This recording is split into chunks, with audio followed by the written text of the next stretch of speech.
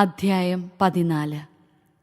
ഷീനാർ രാജാവായ അമ്രാഫേൽ, എല്ലാസർ രാജാവായ അരിയോക്ക്, ഏലാം രാജാവായ കെദോർലാവോമർ, ഗോയിം രാജാവായ തിദാൽ എന്നിവർ തങ്ങളുടെ ഭരണകാലത്ത് സോദോം രാജാവായ ബേറ, ഗൊമോറ രാജാവായ ബീർഷ, അത്മ രാജാവായ ഷീനാബ്, സെബോയിം രാജാവായ ഷെമേബർ, ബേല അതായത് സോവാർ രാജാവ് എന്നിവരോട് യുദ്ധം ചെയ്തു. ഇവർ സിദ്ദിം താഴ്വരയിൽ അണിനിരുന്നു. അതിപ്പോൾ ഉപ്പുകടലാണ്. ഇവർ 12 വർഷം കെദോർലാവോമറിന് കീഴടങ്ങി കഴിയുകയായിരുന്നു. എന്നാൽ 13-ാം വർഷം അവർ അവനെതിരെ പ്രക്ഷോഭം കൂട്ടി.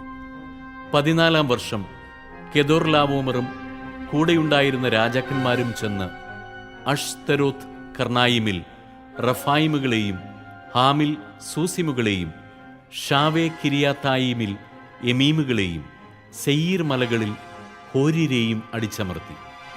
അവർ മരുഭൂമിയുടെ അതിർത്തിയിലുള്ള ഏൽപാരാൻ വരെ എത്തി. അവർ പിന്തിരിഞ്ഞ് എൻമിഷ്പാത്തിൽ അതായത് കാദേശിൽ ചെന്ന് അമലേക്യരുടെ നാട് കീഴടക്കി. ഹസസോൻ താമാറിൽ പാർത്തിരുന്ന അമോര്യരെയും തോൽപ്പിച്ചു. അപ്പോൾ സോദോം, ഗൊമോറ, അത്മ, സെബോയിം, ബേല അതായത് സോവാർ എന്നിവിടങ്ങളിലെ രാജാക്കന്മാർ സിദ്ദീം താഴ്വരയിൽ ഏലാം രാജാവായ കെദോർലാവോമർ, ഗോയിം രാജാവായ തിദാൽ, ഷീനാർ രാജാവായ അമ്രാഫേൽ, എല്ലാസർ രാജാവായ അരിയോക്ക് എന്നിവർക്കെതിരെ യുദ്ധത്തിനായി അണിനിരന്നു. 4 രാജാക്കന്മാർ 5 പേർക്കെതിരെ. സിദ്ദിം താഴ്വര നിറയെ ചെളിക്കുണ്ടുകളായിരുന്നു. സോദോമിലെയും ഗൊമോറായിലെയും രാജാക്കന്മാർ പിന്തിരിഞ്ഞോടിയപ്പോൾ ഈ കുഴികളിൽ വീണു.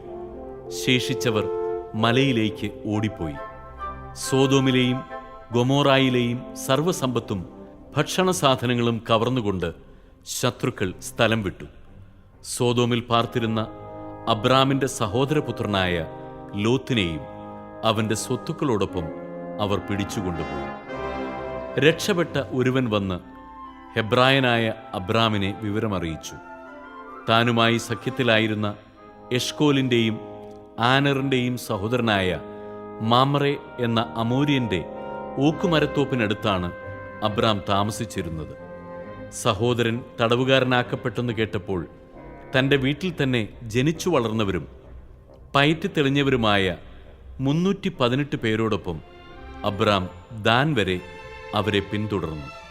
രാത്രി അവൻ തൻ്റെ ആളുകളെ പല ഗണങ്ങളായി തിരിച്ച് ശത്രുക്കളെ ആക്രമിച്ച് തോൽപ്പിച്ച് ദമാസ്കസിന് വടക്കുള്ള ഹോബ വരെ ഓടിച്ചു. അവൻ സമ്പത്തൊക്കെയും വീണ്ടെടുത്തു. ചാർച്ചക്കാരനായ ലോത്തിനെയും അവൻ്റെ വസ്തുവകകളെയും സ്ത്രീകളെയും ജനങ്ങളെയും തിരികെ കൊണ്ടുവന്നു.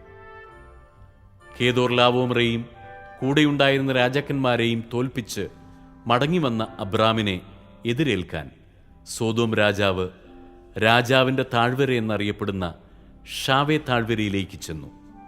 സാലേം രാജാവായ മെൽക്കിസെദക്ക് അപ്പവും വീഞ്ഞും കൊണ്ടുവന്നു. അത്യുന്നതനായ ദൈവത്തിൻ്റെ പുരോഹിതനായിരുന്നു അവൻ. അവൻ അബ്രാമിനെ ആശീർവദിച്ചുകൊണ്ട് പറഞ്ഞു: ആകാശത്തിൻ്റെയും ഭൂമിയുടെയും നാഥനായ അത്യുന്നത ദൈവത്തിൻ്റെ കൃപാകടാക്ഷം നിന്റെ മേലുണ്ടാകട്ടെ. ശത്രുക്കളെ നിന്റെ കയ്യിലേൽപ്പിച്ച അത്യുന്നത ദൈവം അനുഗ്രഹീതൻ. അബ്രാം എല്ലാറ്റിൻ്റെയും ദശാംശം അവന് കൊടുത്തു. സോദോം രാജാവ് അബ്രാമിനോട് പറഞ്ഞു: ആളുകളെ എനിക്ക് വിട്ടുതരിക, സമ്പത്തെല്ലാം നീ എടുത്തുകൊള്ളുക. അബ്രാം സോദോം രാജാവിനോട് പറഞ്ഞു: ഞാൻ കർത്താവിൻ്റെ മുമ്പിൽ ആകാശത്തിൻ്റെയും ഭൂമിയുടെയും സൃഷ്ടാവായ അത്യുന്നത ദൈവത്തിൻ്റെ മുമ്പിൽ ശപഥം ചെയ്യുന്നു, നിങ്ങളുടേതായ ഒരു ചരടോ ചെരുപ്പിൻ്റെ വാറോ ഒന്നും തന്നെ ഞാൻ എടുക്കുകയില്ല. ഞാൻ അബ്രാമിനെ സമ്പന്നനാക്കിയെന്ന് നിങ്ങൾ പറയരുതല്ലോ. യുവാക്കൾ ഭക്ഷിച്ചതും എൻ്റെ കൂടെ വന്നവരുടെ പങ്കും മാത്രമേ എനിക്ക് വേണ്ടൂ. ആനറും എഷ്കോലും മാമ്രയെയും തങ്ങളുടെ പങ്കെടുത്തുകൊള്ളട്ടെ. അധ്യായം 15. അബ്രാമിന് ദർശനത്തിൽ കർത്താവിൻ്റെ അരുളപ്പാടുണ്ടായി: അബ്രാം, ഭയപ്പെടേണ്ട, ഞാൻ നിനക്ക് പരിചയാണ്. നിന്റെ പ്രതിഫലം വളരെ വലുതായിരിക്കും. അബ്രാം ചോദിച്ചു: കർത്താവായ ദൈവമേ, സന്താനങ്ങളില്ലാത്ത എനിക്ക് എന്ത് പ്രതിഫലമാണ് ലഭിക്കുക? ദമാസ്കസുകാരൻ എലിയസറാണ് എൻ്റെ വീടിൻ്റെ അവകാശി. അബ്രാം തുടർന്നു, എനിക്കൊരു സന്താനത്തെ അവിടം തന്നിട്ടില്ല. എൻ്റെ വീട്ടിൽ പിറന്ന ദാസരിൽ ഒരുവനായിരിക്കും എൻ്റെ അവകാശി. വീണ്ടും അവന് കർത്താവിന്റെ അരുളപ്പാടുണ്ടായി. നിന്റെ അവകാശി അവനായിരിക്കുകയില്ല, നിന്റെ മകൻ തന്നെയായിരിക്കും. അവിടുന്ന് അവനെ പുറത്തേക്ക് കൊണ്ടുവന്നിട്ട് പറഞ്ഞു, ആകാശത്തേക്ക് നോക്കുക, ആ കാണുന്ന നക്ഷത്രങ്ങളുടെ എണ്ണമെടുക്കാൻ കഴിയുമോ? നിന്റെ സന്താന പരമ്പരയും അതുപോലെയായിരിക്കും. അവൻ കർത്താവിൽ വിശ്വസിച്ചു. അവിടുന്ന് അത് അവന് നീതീകരണമായി കണക്കാക്കി. അവിടുന്ന് തുടർന്ന് അരുളി ചെയ്തു, ഈ നാട് നിനക്ക് അവകാശമായി തരാൻ വേണ്ടി നിന്നെ കൽദായരുടെ ഊറിൽ നിന്ന് കൊണ്ടുവന്ന കർത്താവാണ് ഞാൻ. അവൻ ചോദിച്ചു, ദൈവമായ കർത്താവേ, ഇത് സംഭവിക്കുമെന്ന് ഞാൻ എങ്ങനെ അറിയും? അവിടുന്ന് കൽപ്പിച്ചു, 3 വയസ്സ് വീതം പ്രായമുള്ള ഒരു പശുക്കിടാവ്, ഒരു പെണ്ണാട്, ഒരു മുട്ടനാട് എന്നിവയെയും ഒരു ചെങ്ങാലിയെയും ഒരു ഇളം പ്രാവിനെയും എനിക്കായി കൊണ്ടുവരിക. അവൻ അവയെല്ലാം കൊണ്ടുവന്നു. അവയെ 2 പിളർന്ന് ഭാഗങ്ങൾ നേർക്കുനേരെ വെച്ചു. പക്ഷികളെ അവൻ പിളർന്നില്ല. പിണത്തിന്മേൽ കഴുകന്മാർ ഇറങ്ങി വന്നപ്പോൾ അബ്രാം അവയെ ആട്ടി ഓടിച്ചു. സൂര്യൻ അസ്തമിച്ചുകൊണ്ടിരുന്നപ്പോൾ അബ്രാം ഗാഢനിദ്രയിലാണ്ടു. ഭീകരമായ അന്ധകാരം അവനെ ആവരണം ചെയ്തു. അപ്പോൾ കർത്താവ് അരുളി ചെയ്തു, നീ ഇതറിഞ്ഞുകൊള്ളുക, നിന്റെ സന്താനങ്ങൾ സ്വന്തമല്ലാത്ത നാട്ടിൽ പരദേശികളായി കഴിഞ്ഞുകൂടും. അവർ ദാസ്യവേല ചെയ്യും. 400 കൊല്ലം അവർ പീഡനങ്ങൾ അനുഭവിക്കും. എന്നാൽ അവരെ അടിമപ്പെടുത്തുന്ന രാജ്യത്തെ ഞാൻ കുറ്റം വിധിക്കും. അതിനുശേഷം ധാരാളം സമ്പത്തുമായി അവർ പുറത്തുവരും. നീ സമാധാനത്തോടെ നിന്റെ പിതാക്കളോട് ചേരും. വാർദ്ധക്യ പരിപൂർത്തിയിൽ നീ സംസ്കരിക്കപ്പെടും. 4ാം തലമുറയിൽ അവർ ഇങ്ങോട്ട് തിരിച്ചു പോരും. എന്തെന്നാൽ അമോര്യരുടെ ദുഷ്ടത ഇനിയും പൂർത്തിയായിട്ടില്ല. സൂര്യൻ അസ്തമിച്ച് അന്ധകാരം വ്യാപിച്ചപ്പോൾ പുകയുന്ന ഒരു തീച്ചൂള കാണാറായി. ജ്വലിക്കുന്ന ഒരു തീനാളം പിളർന്നിട്ടിരുന്ന കഷ്ണങ്ങളുടെ നടുവിലൂടെ കടന്നുപോയി. അന്ന് കർത്താവ് അബ്രാമിനോട് ഒരു ഉടമ്പടി ചെയ്തു. നിന്റെ സന്താന പരമ്പരയ്ക്ക് ഈ നാട് ഞാൻ തന്നിരിക്കുന്നു. ഈജിപ്ത് നദി മുതൽ മഹാനദിയായ യൂഫ്രട്ടീസ് വരെയുള്ള സ്ഥലങ്ങൾ, കേന്യർ, കെനീസിയർ, ഖദ്മോന്യർ, ഹിത്യർ, പെരിസ്യർ, റഫായിം, അമോര്യർ, കനാന്യർ, ഗിർഗാഷ്യർ, ജബൂസിയർ എന്നിവരുടെ പ്രദേശമൊക്കെയും ഞാൻ നിങ്ങൾക്ക് തന്നിരിക്കുന്നു.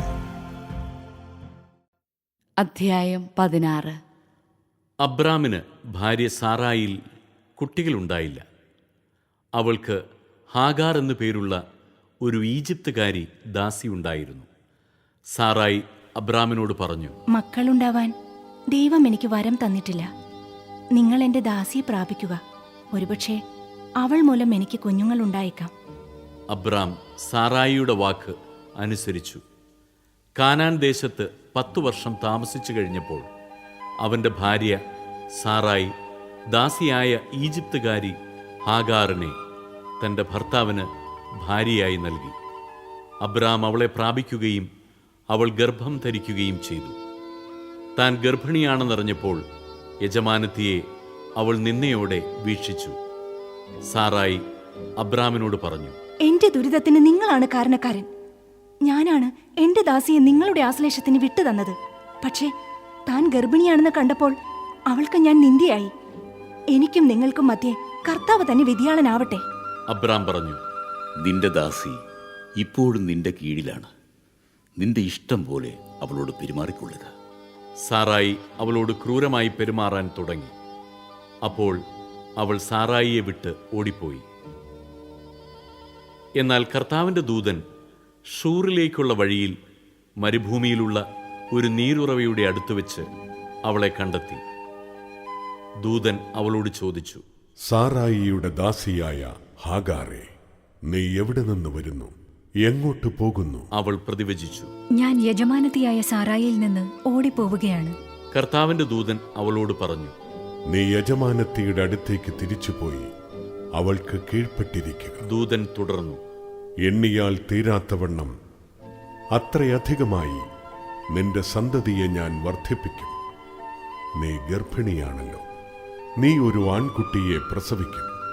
അവന് നീ ഇസ്മായേൽ എന്ന് പേരിടണം.